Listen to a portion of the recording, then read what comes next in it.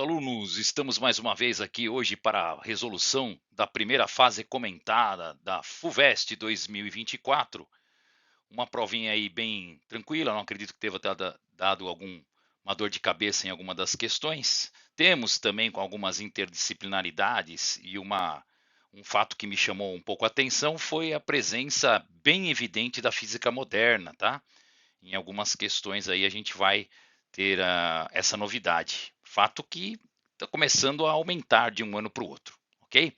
Vamos lá, vamos verificar então cada questão. Eu acredito que vocês tenham ido muito bem. Muito bem, galera. Então, para a primeira questão, uma questão de física moderna, como eu havia dito ali na introdução para vocês, né? Já de cara a gente já tem aqui uma obra, né? Foi retirado de uma obra, um texto que ele fala a respeito dos experimentos de difração e interferência da luz que foram realizados entre 1800 e 1803, né? Em analogia com os processos de interferências de ondas acústicas que corroboram a natureza ondulatória da luz. Por outro lado, Einstein introduziu em 1905 o conceito do fóton, que em cada componente monocromática de frequência F, a radiação seria equivalente ao sistema de partículas idênticas sem massa, no qual essa energia pode ser dada pelo produto HF, né, pessoal? Que é a formulinha do Planck, E igual a HF. Chegou até a dar aqui a constante do Planck, desnecessária, porque não vai haver conta nessa questão. A hipótese da existência de fótons só teve ampla aceitação após os experimentos de Compton, né, em 1922, sobre o espalhamento da radiação eletromagnética na faixa de raio-x por alvos de elementos leves como grafite. De acordo então com o texto e seus conhecimentos, é correto afirmar que, item A, a radiação eletromagnética apresenta somente comportamento ondulatório esse somente está errado, né, pessoal? Nós temos tanto comportamento ondulatório como corpuscular. Vocês devem ter visto isso na dualidade luz-partícula de Louis de Broglie. Bonito nome, hein, Todai? Sabe falar francês, hein? Vamos ver, galera. A B. Os experimentos de Compton mostram que feixes de raio-x exibem comportamento corpuscular. Por enquanto eu fico com essa, galera. Sim, experimentos de Compton vão mostrar que os feixes de raio-x, né, pela dispersão até, eles apresentam um comportamento corpuscular. Afinal de contas, ele vai exatamente fazer justamente o que? A evidência, né, do fóton, tá? C. A energia de um fóton independe do comprimento de onda. Opa, aqui temos um pequeno cálculozinho que eu quero mostrar para vocês. Ó. O E igual a HF, né, galera? Lembra do E igual a HF? Muito bem. Isso aqui vai ser igual ao HC dividido por o quê? Por lambda. É uma relação inversamente proporcional, né, pessoal? Mas ele depende do do comprimento de onda, sim, tá bom? Na equação aqui de Planck. Então, está errada essa questãozinha aqui quando ele fala que a energia do fóton independe do comprimento de onda, ela depende. D. A hipótese da natureza corpuscular da radiação está em desacordo com os resultados experimentais. Falsa. A natureza corpuscular ela pode ser tanto do fotoelétrico como do efeito Compton. Então, não está em desacordo, não, pessoal. Ela está errada. Tá? E. Einstein demonstrou que os experimentos de difração e interferência da luz deveriam estar incorretos. Einstein nunca fez essa relação, tá bom? Isso é completamente o quê? Falso, pessoal. Einstein não demonstrou isso não, tá? Então ficamos com a alternativa B, uma questãozinha de física moderna, mas que dava para resolver, lembrando da dualidade luz-partícula, né? O efeito Compton a gente sempre comenta bastante nas aulas de moderna. Espero que você tenha levado essa daí. Agora para uma questãozinha de hidrostática, né, gente? E depois uma leitura simples do gráfico, tá? Então, uma questão que não deve ter dado muita dor de cabeça para vocês, não. Uma empresa júnior de alunos de engenharia projetou um termômetro mecânico para medir a temperatura do óleo, utilizando máquinas e equipamentos com base na variação da densidade do óleo com a temperatura. Com essa finalidade, emprega-se então um objeto que tem massa m, né, igual a 18 gramas e um volume de 20 centímetros cúbicos, 20 ml, né, gente? Que permanece imerso no óleo que está preso por um fio ao todo da superfície, conforme mostra a figura. A temperatura é medida por meio da variação da tensão do fio, que muda devido à variação da densidade do óleo com a temperatura. Muito bem. O gráfico a seguir mostra a dependência da densidade do óleo com a temperatura. Nessa condição, a temperatura na qual a tensão da corda se anula é igual a quanto? Muito bem. Galera, veja bem. Aqui tinha um pulo do gato, tá? Quando que a tensão dessa corda aqui, ela se anula, tá? Ela vai ser nula quando o empuxo para cima aqui, gente, for exatamente igual à tensão da corda aqui, que vai ser igual ao quê? Ao peso, né? Que ele vai estar em equilíbrio, tá? Então, quando que a tração é nula? Quando o empuxo é igual ao peso. Esse era o pulo do gato do exercício, tá? O empuxo igual ao peso. O que é empuxo na física? É densidade, gravidade e volume do líquido deslocado. O que é o peso? Massa vezes gravidade. O que a gente pode cortar dos dois lados? A gravidade, ela desaparece, tá bom? Então vamos ficar com a densidade que ele deu. Não, ele quer saber, né? Porque é pela densidade que nós vamos descobrir a temperatura no gráfico, tá bom, gente? Então a densidade nós vamos determinar. Ela vai ser igual a massa sobre o volume do líquido deslocado. A massa sim, agora sim, ele deu uma massa de 18 gramas, dividido por um volume de quanto? De 20. Toda aí, quanto que é 18 dividido por 20, galera? É 0,9 gramas por centímetro cúbico. E agora nós vamos vir para o gráfico, né? 0,9 gramas por centímetro cúbico, você bate no gráfico e desce, né? E você vai encontrar a temperatura que é a resposta de 150 graus Celsius. Molezinha, né, pessoal? Tranquilo, espero que você tenha levado uma questão bem suave e bem tranquila. Tem a típica que a FUVEST sempre manda de que macete, né, galera? Não tem que mala aqui não, né? Não tem que mala, mas ela foi bem mala na questão, porque sempre as questões de que macete envolvendo mistura, né, gente, elas são trabalhosas, porque você tem que lembrar que a quantidade de calor cedida mais a quantidade de calor recebida é zero no equilíbrio, tá? Bom, mas vamos ver por que a gente vai precisar do equilíbrio. Para esfriar um copo contendo 250 ml de água fervendo a 100 graus Celsius, é comum a gente utilizar o seguinte método, né? Método da vovó. Passo 1, colocar esse copo dentro de uma vasilha em contato com 1 litro de água a uma temperatura de 25 graus, como mostrado na figura, tá? Faz isso com uma madeira de criança, né? Para esfriar. Passo 2, esperar que entre em equilíbrio térmico. Toda o que é equilíbrio térmico? Quando eles têm a mesma temperatura, turma. Passo 3, tira o copo e troca a água da vasilha, né, por uma outra água a temperatura ambiente, tá certo? Passo 4, colocar o copo em contato com a água nova e esperar então que novamente entre em equilíbrio, tá bom? E após o passo 4 desse método, a temperatura da água então no copo ela vai ser de quanto, tá?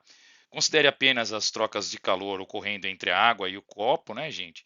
E a água na vasilha. Despreze qualquer tipo de calor do sistema com o ambiente, como se fosse um calorímetro ideal que eles falam, né? Tá? Então tá, gente, em ambos os casos a gente vai considerar duas situações, tá? Uma situação do 1 para o 2 e uma situação do 3 para o 4. Mas em ambos os casos tem troca de calor entre eles, né? E a quantidade de calor que um cede tem que ser igual à quantidade de calor que o outro recebe. Então vamos fazer assim, ó. Vamos chamar aqui, pessoal, de Q1 mais Q2, que é o passo 1, passo 2, igual a zero, tá legal? Então, como não tem mudança de estado físico, a gente vai ficar só com que macete, tá? Então seria o MC delta θ 1 mais MC delta θ o quê? 2, igual a zero. Quando você não tem massa, lembra que eu sempre brinco com você, gente, que a massa é o produto densidade vezes o quê? Volume. Eu brinco que quando não tem massa é porque o exercício ficou te devendo a massa, né? Dever, tá bom? Então, quando não tem massa, você está devendo a massa. Então, tira o M e coloca o quê? Densidade, volume. Calor específico, delta θ 1 mais. Densidade, volume. Calor específico do 2 aqui, né? Delta θ 2. Não tem necessidade de ser calor específico do 1 e do 2 aqui, turma, porque a gente está trabalhando com a água, né? Então não vai ter problema aqui. Lembrando que no passo 1 a gente está colocando o copo dentro da vasilha, né? Com 1 litro de água, tá vendo? E no 2, espere entrar em equilíbrio térmico, tá bom?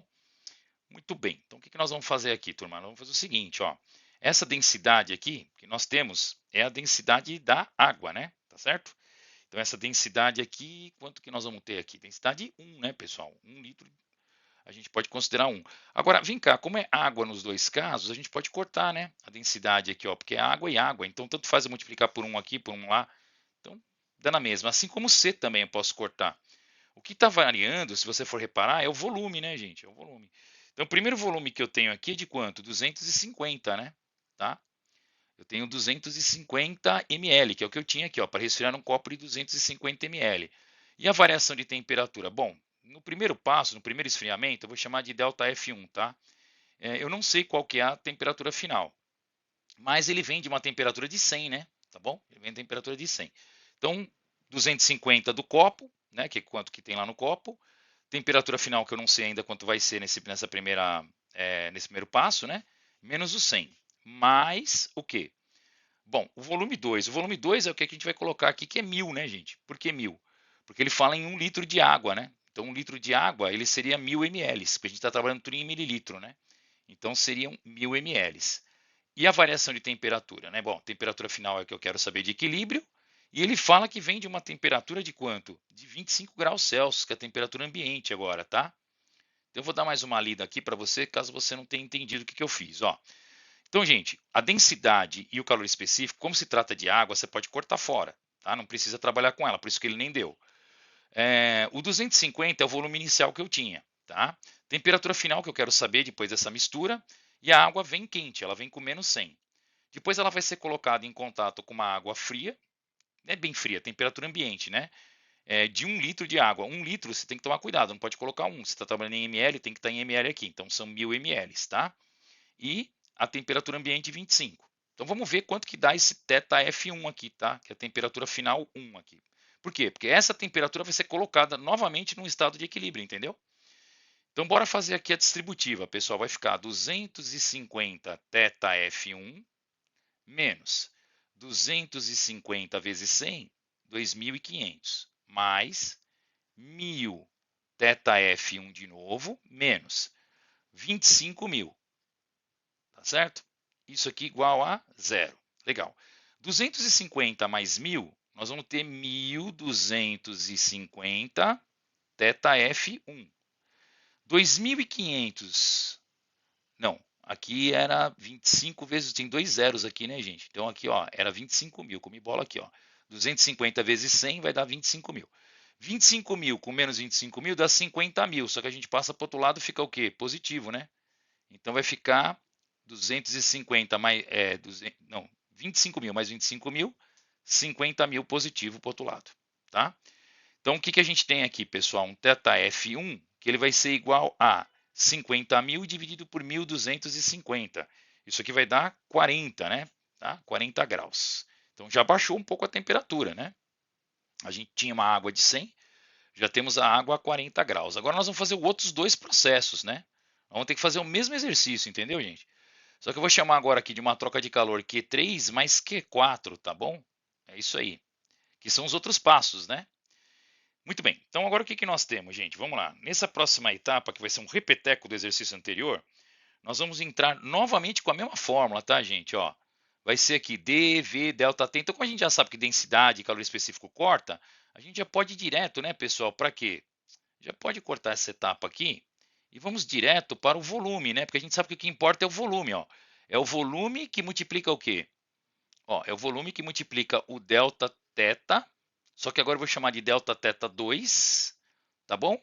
Mais o quê? O volume 2, né, pessoal? Delta θ o quê? Delta θ 2. Isso aqui vai ser igual a zero, tá bom? Muito bem. Então, esse volume que eu tenho agora vai ser de quanto? Ele vai ser de 250, certo? Por quê? Porque aqui o sistema é fechado, então a gente não tem variação na quantidade de água, então continua sendo 250. Agora eu vou ter um novo valor final, que eu vou chamar de θF2, que é o que eu quero saber, mas agora ele vem de qual temperatura? Ele vem do 40, lembra, pessoal? Porque eu dei uma esfriada no passo anterior. Mais o quê? Mais o 1000 de novo, né? Que eu vou colocar na jarra com 1000 de novo, que é 1 litro de água.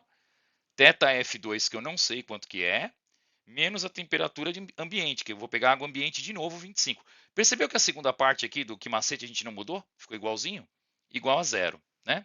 Então essa conta ela vai ficar 250 θF2 menos 4 vezes 25 dá 100.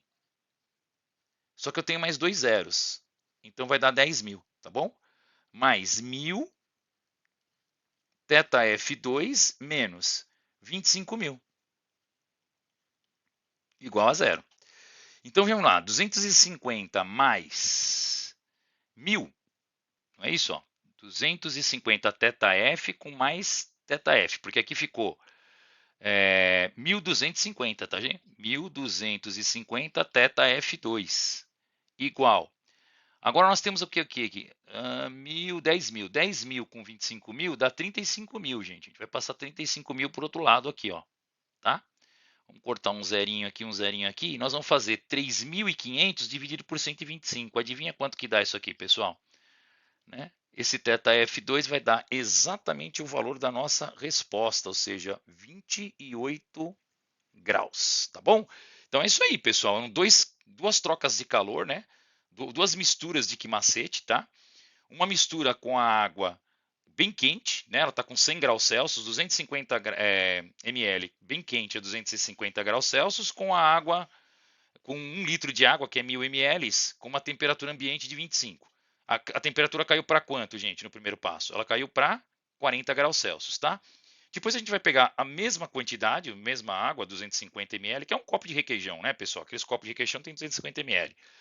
E vamos fazer o que agora? Vamos passar de 40 até quanto? Com mais 1.000 ml, ou seja, com mais 1 litro de água à temperatura ambiente, tá? Isso vai caindo e assim ele vai caindo, né? Várias vezes, e agora ele caiu para 28.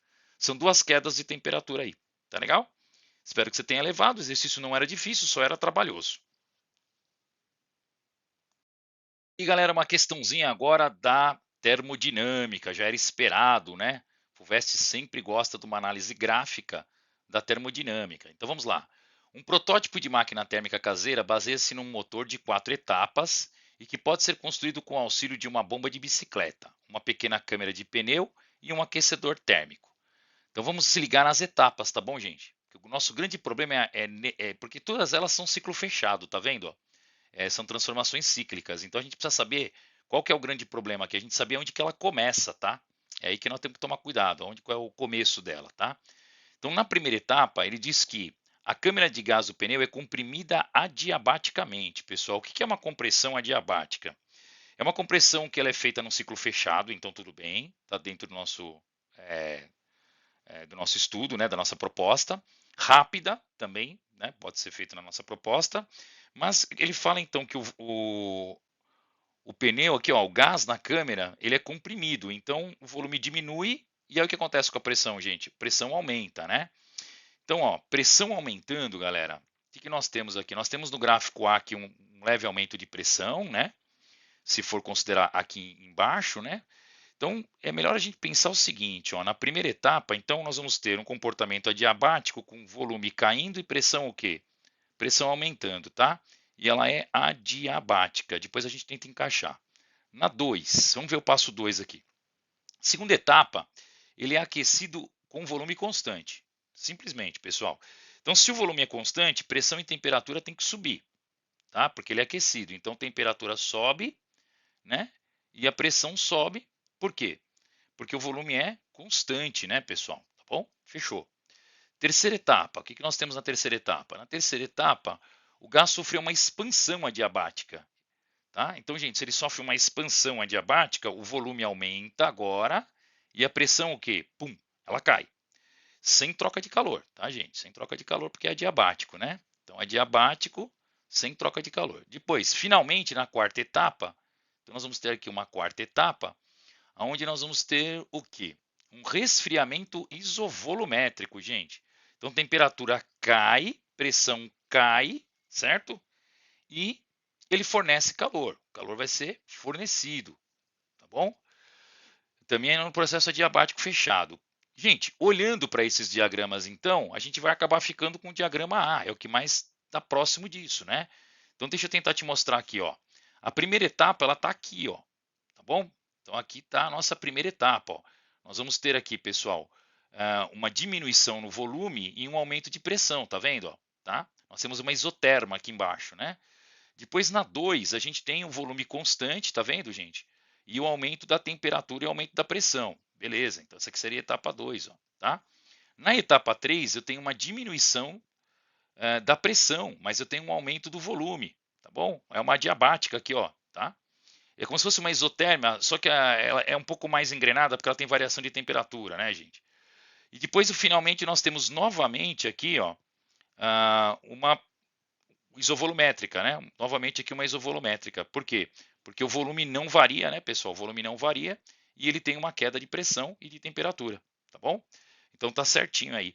Por que não pode ser AB, Todai? Não pode ser AB, gente, porque as adiabáticas, elas são hipérboles, tá? Elas não são retas, então furou aqui, tá? Por que não pode ser a C? A C ele comeu uma etapa, galera. Tem uma, duas, três etapas. Tá faltando uma etapa aqui, não pode, né? Por que não pode ser a D, Todai? Gente, a D é muito parecida. Tem que tomar cuidado com o ciclo, ele está invertido. Tá bom? Ó, dá uma olhadinha aqui dentro do ciclo, né? Ele está invertido. E como ele fornece calor, aqui ele receberia calor, então tá errado, tá? E a E, mais uma vez, ele está errado porque ele não respeita as curvas das hipérboles equiláteras aqui, tá bom? Então ficamos somente com a aí, que é a correta.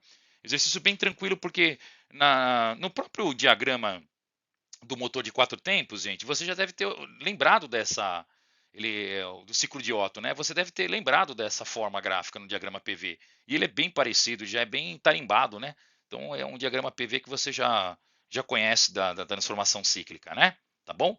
Só não pode esquecer que quando o sentido é horário, né, pessoal? O trabalho é positivo, ele realiza trabalho, né? E quando é anti-horário é negativo. Então não dava para confundir o D com o A, tá bom? E quanto aos restantes, eram absurdas. Acho que você deve ter levado essa questão numa boa. Galera, uma questãozinha esperada de ondulatória, né? Sim, a FUVEST sempre curte aí uma interferência, uma onda estacionária, tá certo? Uma questãozinha aí que você se assemelha um pouco também à cuba de ondas, né, pessoal? O que você tinha que sacar é que dentro dessa canaleta aqui, que na verdade ela tem uma canaleta com grãos, tá, gente? E ela vai colocar abaixo da canaleta, ela posiciona um alto-falante que transmite som, produzindo na canaleta uma vibração e que haverá uma certa aglutinação, uma aglomeração dos grãos conforme o comprimento de onda, tá bom? Bem bonita a questão, né, gente? O que ele quer? Ele quer a alternativa que representa embaixo da reguinha a melhor aproximação do valor do comprimento de onda. Bom, gente, a distância entre esses dois picos aqui de aglomeração que a gente tem, ó, tá? Essa distância entre esses picos de aglomeração, olha aqui, isso aqui refere-se ao quê? O que o aluno tinha que sacar aqui para não errar essa questão? É que essa distância é meio comprimento de onda, pessoal, tá bom? É um lambda sobre 2. Para você ter um comprimento de onda completo, seria a repetição de 2 ciclos desse, tá, gente? Se matou isso aí, acabou a questão. Agora virou matemática, tá? Então, o meu lambda, que é o que ele quer, o comprimento de onda, vai ser 2 vezes a distância entre duas posições aí, tá? Uma posição aí que eu vou chamar de na reta x final, menos uma reta x o quê? Inicial, tá? Então a lambda vai ser igual a 2 vezes o x final, vou pegar aqui o 8, tá bem bonito esse 8, né? Menos o que, Todai? Bom, aqui que tá feio, pessoal. Ele não chega no 5, né? Se ele não chega no 5, deve ser um 4,8. Eu vou dar uma bica aqui, 4,8 aqui. Vamos ver o que vai dar. Tá bom? Turma, quanto que é um 8 menos 4,8? 8 menos um 4,8 vai te dar 3,2, né? E 3,2 vezes 2 te dá um comprimento de 6,4, é isso? Mais ou menos? 6,4, 6, tá bem próximo do 6,8, né, pessoal? Então a gente pode tacar o 6,8 aqui sem dó, né? Tá bom? Então vamos ver se a gente não errou na conta aí. O que nós fizemos aí? 8,0 menos o que? 4,8, né? Tá certo? Ó, 8 para 10, 2 aqui, 5, 3,2, tá? E 2 vezes 3,2, 6,4, tá perto do 6,8. Não dá para saber com precisão aqui, né, gente? Então eu coloquei o 8, tá vendo? Ó? E aqui eu peguei um 4,8, mas talvez seria um 4,6, né? Não sei. Sim, seria um 4,6, né, Todai? Deu para perceber. Porque se fosse 4,6, daria 3,4, né? Aí 2,3,4 matou, pessoal. Então deve ser mas você vê, não precisa, tem necessidade de repetir, fazer? Não, pessoal, porque o 6,8 está muito perto dos 6,4 centímetros aqui. Tá legal? Vou até deixar o 6,8 aqui que não tem problema não. Tá bom? Que é para você ver que dá para fazer por aproximação sim, e é um exercício bem tranquilo. Sacada do exercício qual era, Todai? Tinha que entender que dentro de um tubo, as aglomerações, cada distância de uma aglomeração para outra corresponde ao quê? Corresponde a meio comprimento de onda. Tá bom? É isso aí. Olá, galera! Mais uma questãozinha, então, dessa nossa prova. Uma questão agora envolvendo o quê? Comprimento de onda, a famosa fórmula da equação fundamental da ondulatória, o V igual a lambda F. Gente, ele conta a história aqui das lâmpadas de LEDs, né? Fala aqui da temperatura associada à cor, na escala Kelvin, que corresponde à tonalidade da luz emitida pela lâmpada. E a gente tem hoje as luzes, aquelas que têm cores branca, outra tonalidade amarela, tá? Ele fala até da densidade aqui, pessoal, do lambda, né, de energia eletromagnética irradiada em função do comprimento de onda da luz emitida. Bonito, um texto bem bacana, técnico aqui, tá? Mas que não vai te ajudar muito.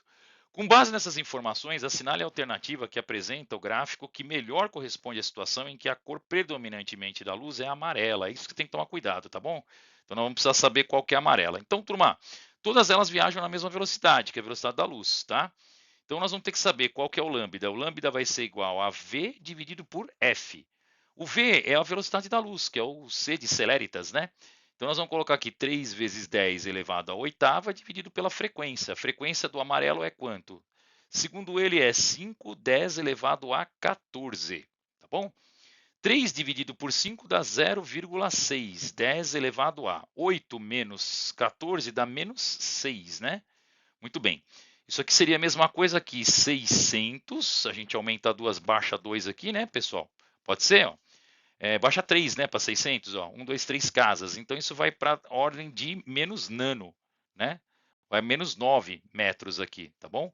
Então, se queria uma frequência em torno aí, nós estaríamos falando aí num comprimento de onda, perdão, no comprimento de onda lambda de 600 nanômetros. Vamos verificar nos gráficos onde a gente tem essa região de pico. Vamos lá para a próxima tela. Bom, galera, aqui está meio pequeno, né? Mas a gente vai ter aqui, ó, aqui a região de pico, ela está por volta de 300, então não é esse. Aqui o pico está no 400, também não. Aqui o nosso pico ele está entre 400 e 800, ele está no 600, né? Beleza, certinho. Aqui está no 900, não é? E aqui está no 1200, não é também, tá bom? Então ficamos com a alternativa C. Bem tranquila a questão, 600 nano, né, pessoal? É o nosso pico de comprimento de onda. A questãozinha aí era mais aplicação da equação fundamental da ondulatória e a leitura final do gráfico era bem tranquila. Nossa questãozinha, pessoal, de cinemática, né? Poxa vida, já estava sentindo falta de uma questãozinha aí de cinemática, tem que ter, né? Essa questão ela já foi dada, viu, pessoal, dos pingos de óleo. Só que eles fizeram ao contrário.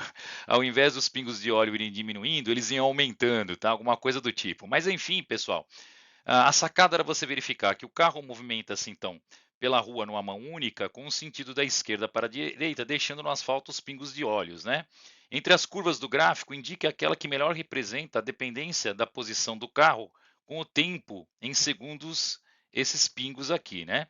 Como positivo, o sentido para a direita, né, pessoal? Conforme indicação, então, as curvas que ele deu aqui. Turma, o que está acontecendo é que o nosso movimento vai diminuindo os espaços, né? Então ele é um movimento chamado de movimento retardado, tá? Retardado, tá certo? É um move, né, Todai? É um move, ou MRUV, né, turma? Tá bom? É um movimento retilíneo uniformemente variado, ocorre uma desaceleração. Toda essa desaceleração, então, no gráfico do espaço no tempo é uma parábola, né? Isso, todo gráfico de MRUV é uma parábola, pessoal. Então, ó, o gráfico B não pode, o gráfico C não pode, o gráfico D não pode. Resta saber se a parábola está com a concavidade voltada para baixo ou para cima.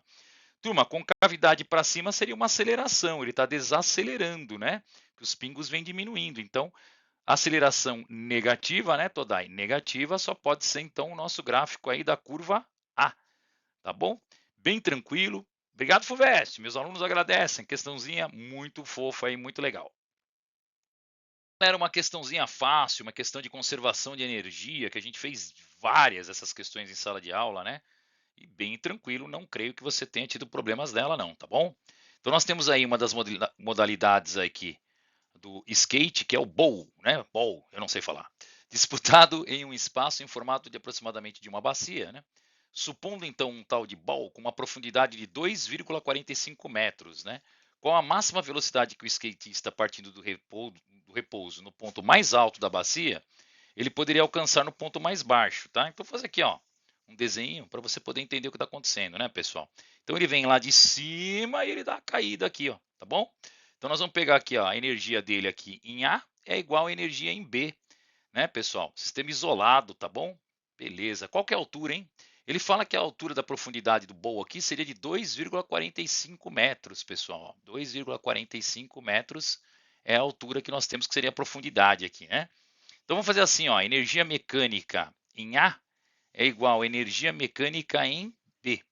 Em A, o que nós temos? A partir do repouso, né, pessoal? Ó, ele sempre partiu do repouso, então nós temos só MGH. MGH, A, altura do A. E em B, como o nosso nível referencial ele está aqui embaixo, tá, pessoal? Então nós vamos colocar mvb aqui, que é a velocidade com que ele chega em B, ao quadrado, dividido por 2. Corta o m, tá? E nós vamos ter, então, multiplicando em cruz aqui, que vb ao quadrado, ele é igual a 2gh, certo? VB, então, vai ser igual a raiz quadrada de 2gha. Vamos lá? Vamos lá. Então, VB vai ser igual a raiz quadrada de 2. O G ele manda aqui, ó. Ele deu 10, né? 10. E o H, 2,45. Continha fácil de fazer, pessoal. 2 vezes 2,45 dá 4,9, certo? 4,9 vezes 10 dá 49, gente. Raiz de 49, mais fácil que isso, impossível. A velocidade que ele passaria por B é de 7 metros por segundo. Ficamos então ali com a alternativa C. Questão bem tranquila, né, pessoal? Não acredito que você tenha tido grandes problemas dela, não. Como sempre, uma questãozinha quando envolve eletrostática, pessoal, sem contas, né? É uma questão conceitual, vetorial, eu diria, tá? Então vamos lá, o que nós temos aqui? Temos uma garota no gerador de Van der Graaf, né, pessoal? Quem já não fez essa experiência aqui, muito bacana. Equipamento popular dos parques de ciências que permite um acúmulo de cargas elétricas, tá, em uma cúpula metálica, tá? A distribuição da carga na cúpula de desses geradores, quando ninguém o toca, pode ser então considerada esférica, né, gente? E dois desses geradores A e B estão separados por uma certa distância. O gerador A contém uma carga mais Q e o gerador B ele tem uma carga o dobro, mais 2Q, tá? Sendo que a carga ela é maior do que zero. Entre as alternativas, assinale aquela que melhor corresponde ao vetor campo elétrico resultante produzido pelos geradores. Ora, turma, aqui é só você verificar o seguinte. Vamos lá. Esse cara aqui, ele tem carga Q, mais Q, certo? E esse cara aqui, o B, ele tem carga mais 2Q, ele é o dobro. Vamos pensar o seguinte, turma, vamos pensar o seguinte. Se o QB ele é 2 vezes o valor do QA, a gente pode dizer o quê? Podemos dizer que o módulo do vetor campo elétrico de B, aqui é o módulo do vetor campo elétrico de B, ele é o dobro do módulo do vetor campo elétrico de quem? De A, tá certo? Tá? Muito bem, aí o que eu quero no ponto P, que você perceba? Quando esse cara atua aqui, pessoal, essa distância, pelo amor de Deus, ó, ela tem que ser o dobro dessa distância aqui, que eu vou pôr em azul, tá bom? A distância do azul é menor, gente, tá? Mas eu não entendi por que você fez afastamento. Aí você tem que lembrar, né, pessoal, que a gente falou isso nas aulas de revisão, né? Lembra? Falamos há pouco tempo que toda a carga positiva produz campo de afastamento, galera. Isso mesmo. Então, o B produziu aqui no ponto P um vetor de afastamento. Agora, será que o vermelho ele é maior do que o azul? Claro, ele é o dobro do que o azul, tá? Então, a direção dele é na direção horizontal, tá bom, pessoal? E na direção que vai de B para A, porque o vetor é maior, porque o vetor é proporcional ao valor da carga. Portanto, ficamos aí com a alternativa C. Exercício tranquilo, né, pessoal? Acho que você não deve ter tido nenhuma dificuldade nele, não. Como não podia deixar de aparecer, né, pessoal, uma questãozinha envolvendo o circuito elétrico, sempre, né? Bem simples, né, turma? Bem simples. Temos aqui um gerador, né, com uma tensão aqui de 5 volts, ideal, bonitinho. Um resistor aqui em série com 2 paralelos, portanto um circuito misto, né? Você não vai ter nenhuma dificuldade não, tá bom? O R1 ele deixa bem claro que é 150 kΩ, o R2 é igual ao R3, né? Pessoal que estão em paralelo, que são 50 kΩ, ele quer saber qual é a corrente então que passa para o resistor R1, que é um circuito sério, a corrente é igual, né? Não tem nenhum problema. O primeiro passo então é achar o quê? A resistência equivalente, né, turma? Então nós temos esses dois caras aqui em paralelo, dois resistores em paralelo quando tem o mesmo valor. Você vai pegar o valor dele, que é de R1 e R2, que são de quanto? Ó, R1 e R2 são de 100 kΩ, né? Então você vai pegar os dois de 100 kΩ e vai dividir por 2, tá bom, gente? Então dividindo por 2, você já vai ter então que a resistência equivalente desse trecho aí ela é de 50 kΩ, tá? Muito bem, 50K. Agora, ele está em série com esse resistor R1 aqui, tá bom? Então nós vamos somar em série com esse aqui. Esse aqui é de quanto, pessoal, o R1? O R1 é de 150K. 150K, tá? Esse K ficou meio feio, deixa eu dar uma melhorada nele aqui. Isso, é isso aí. Então, 50K mais 150K, Todai, quanto que dá a resistência equivalente do total do circuito? 200 quiloohms. Lembrando que o quilo, pessoal, é 10 elevado à terceira. E o nosso amigo do Primeira Lei de Ohms, o Uki está no nosso shorts lá do nosso canal, né, pessoal? Sempre. É uma coisa que a gente sempre fala que vai cair é o Uri, né, pessoal? Quando não é ele, é o Pio, né? O Pio não deu as caras nessa prova, mas o Uri veio, né? E sempre. Quando você quer corrente, você tampa a corrente, né, turminha? Tampando a corrente, você vai fazer tensão dividido por resistência. Tensão, a gente já falou, 5 volts, dividido pela resistência, que é quanto? Vamos colocar aqui 2,10 elevado à quinta, pode ser? Ó, 200, eu emprestei mais 2 zeros. Quanto que é 5 dividido por 2? 2,5, né, Todai? 2,5, 10 elevado a menos 5. Então, isso aqui seria a mesma coisa, turma, do que a gente colocar 25, aumenta uma casa, diminui 10 a menos 6, tá?